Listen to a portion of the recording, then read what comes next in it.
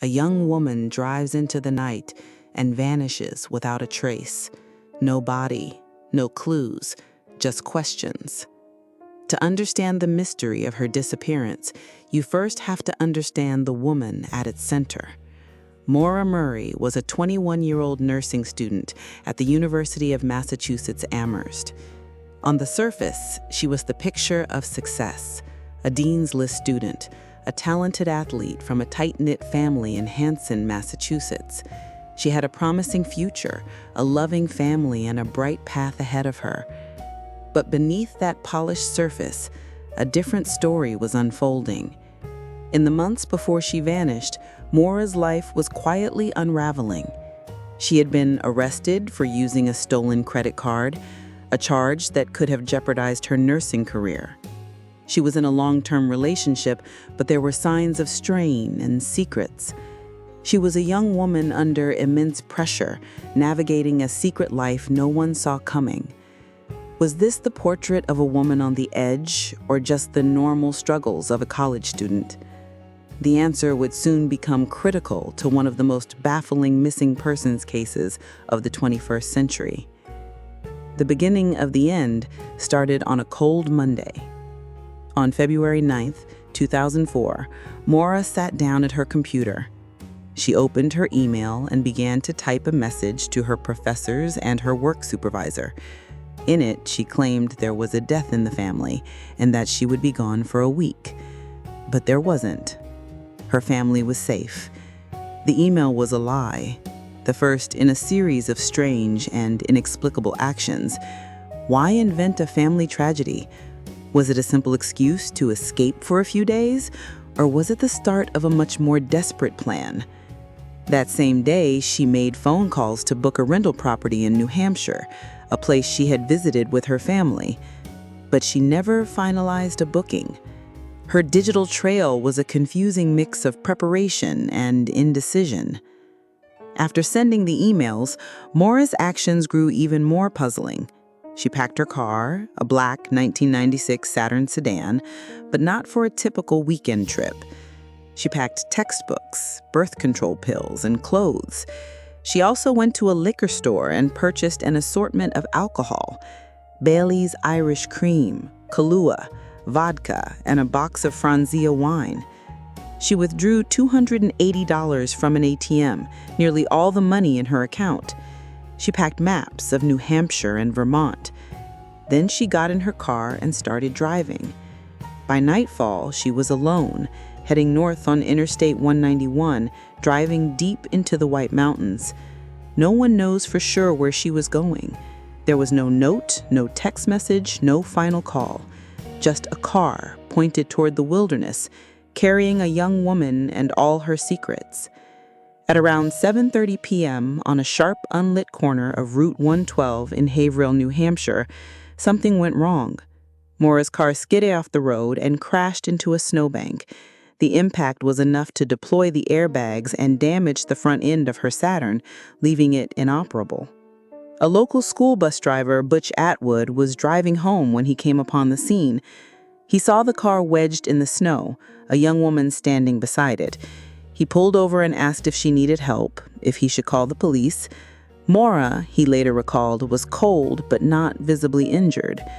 She pleaded with him not to call the police, claiming she had already called for roadside assistance. But cell service in that area was notoriously poor, almost non-existent. It's a call she likely never made. Atwood, concerned for her safety on the dark road, drove the short distance to his home and called the police anyway. The first officer was dispatched. In the 10 minutes it took for the Haverhill police to arrive at the scene, she was gone. When the officer arrived, he found a bizarre scene: a locked car, a cracked windshield, a deployed airbag, but no Maura. Police searched the immediate area. They saw only one set of footprints leading from the car onto the road, and then nothing. The footprints ended abruptly in the snow, as if she had simply vanished into thin air. This single detail ignited years of debate. Did she get into a passing vehicle? If so, was it someone she knew or a complete stranger? The weather was cold, below freezing. She wasn't dressed for a long trek in the wilderness. The police initially treated it as a simple case of a driver fleeing the scene of an accident, possibly to avoid a DUI charge. But as the hours turned into days, a more sinister possibility emerged. Some believe she ran away to start fresh, to escape the pressures of her life. Others think she met with foul play on that dark stretch of highway. And some believe she succumbed to the elements, lost and alone in the vast, unforgiving woods. The contents of Maura's car only deepened the mystery.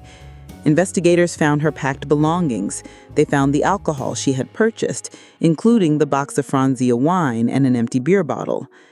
They found her textbooks, her favorite stuffed animal, and even an accident report form from a previous crash. But what they didn't find was even more telling. Her cell phone was gone. Her wallet and credit cards were gone. And Maura herself, gone. A rag was found stuffed into the tailpipe of the Saturn, a detail that has been endlessly debated. Was it a trick to fake engine trouble? Or was it something Maura's father had told her to do to prevent exhaust damage in the winter? The clues didn't add up. They were puzzle pieces from different boxes, forming a picture that made no sense. It was the portrait of a woman seemingly prepared for a new life who disappeared in an instant of chaos. For 20 years, the case has haunted investigators and the public alike. Extensive ground and air searches have turned up nothing. Her family, refusing to give up hope, has pursued every possible lead. The rise of the internet turned Maura's case into a global phenomenon. Podcasts, documentaries, and online forums have dissected every detail, attracting a legion of armchair detectives who have chased down clues, proposed theories, and sometimes even muddied the waters of the official investigation. Missing person posters have faded on telephone poles. News anchors have moved on to other stories. But for those captivated by her case, Maura is not a memory. She is an active mystery. Every few years, a new tip emerges, a possible sighting, a piece of clothing found in the woods, a cryptic anonymous letter, briefly reigniting hope, before ultimately leading to another dead end. Maura's fate remains one of the most haunting mysteries in modern American history. What happened to Maura Murray on that cold February night? Was she running from something, or was she running toward it? Was she a victim of a tragic accident, a calculated escape, or a violent crime? Every theory seems plausible, yet none can be proven. Until she's found, the snow will continue to fall on Route 112, covering the secrets of that night, and the questions will never, ever end.